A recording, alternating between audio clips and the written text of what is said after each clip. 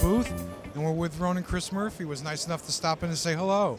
And well, of course, in all my genius, I'll never let Ronan leave without talking about some of the equipment that he uses on a daily basis. And so Ronan today, thankfully, thank you Ronan for being here, is going to talk to you about the Pacifica and the Hammer EQ. So I'm going to turn this microphone, and it's a very heavy microphone, Ronan. I think I can manage. I've been working out. Oh, hey, yeah, it looks like it. All right, man. We're going to turn this very heavy microphone over to Ronan. Ronan Chris Murphy.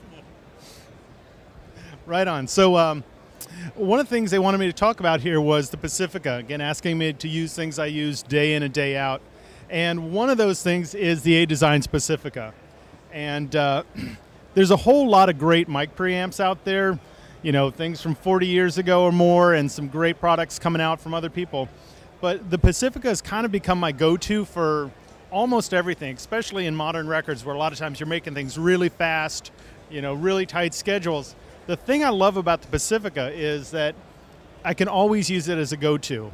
You know, on more luxurious records where you've got time to shoot out different pre's, the Pacifica wins most of the time for me, but not 100% of the time. But it never comes to anything but a real close second. So I know that if we're working real fast on a record, whether we're cutting guitars, cutting vocals, cutting a string section, I know that I can just reach for the Pacifica and that I'm going to end up with really good results. And, you know, that said, I've got probably 7 or 8 different flavors of mic pre's in my collection at my studio, but the Pacifica is always the quick sort of go-to. And one of the other really cool things I love about it is the pad switch on the Pacifica here really changes the sound and the character of the mic pre differently than a lot of stuff I'm used to. It tends to make it a little bigger, a little fuller, and in a weird sort of way, a little more even across the frequency spectrum. And I found that changing the pad switch in and pad switch out on the Pacifica can actually be a bigger difference than, say, using a Pacifica versus another kind of equivalent brand of microphone preamp. So that's a real cool thing. So just right here with one preamp, I've got a really wide range of flavors, and I know it's going to work. Again, it's not, it usually wins shootouts for me, but not 100% of the time, but it never gets its ass kicked, which I always like. The other thing we wanted to talk about here was the A-Designs Hammer. This basically was the EQ that got me to start EQing my stereo bus. You know, 20 years into making records and a few hundred records under my belt, I almost never EQ'd the stereo bus. But once I started experimenting with the Hammer, it's the EQ that got me experimenting, putting EQ onto my stereo bus. And the primary thing, it's got a lot of cool attributes, but the places where I've really seen it shine on the 2-bus is right up here in like the 5K, 10K, and 15K ranges, that kind of high mids to high end. It's really cool for just opening things up, pushing things forward in a way that's not really aggressive. A lot of other EQs got some cool character and can make things sound more forward and aggressive, but they'll start to get kind of harsh. And the nice thing about the Hammer is it'll actually stay real smooth even when you have to crank the knobs pretty hard. And that kind of sets it apart from a whole lot of options out there, whether you're talking about hardware or in-the-box options.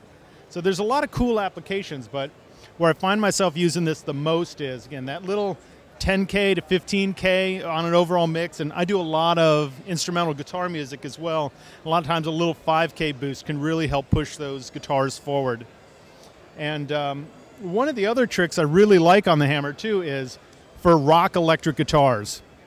Being able to push up EQ around you know, in the 5K range, maybe 7.5K range, and you can actually push pretty aggressively. So if you're going for a modern rock kind of guitar sound, that's can be pretty imperative in part of this. But you can push it up and then drop in the high cut over on the Hammer, and it's a really cool sound that pushes the guitars forward in a nice aggressive way, but cuts off a lot of the ugly fizz on top that can come back when you start boosting a lot of high end on it. So again, this is also, again, really great for drum overheads. It's really great for vocals, but in my own situations where I find myself using it most is this thing usually lives on my 2-bus, and these days I find probably 80% of the tracks I mix end up going through this. Like everything, it's not 100% for everything, but about 80% good on this one, and it's real flexible. But for me, the real highlights of this are being able to push that high end forward.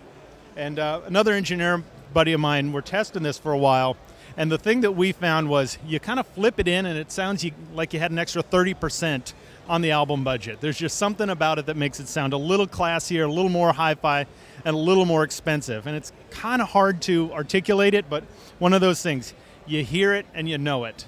And I've got a big range of EQs in my collection as well, but the hammer just kind of does its thing, and everybody who's had a chance to play with it kind of knows that thing.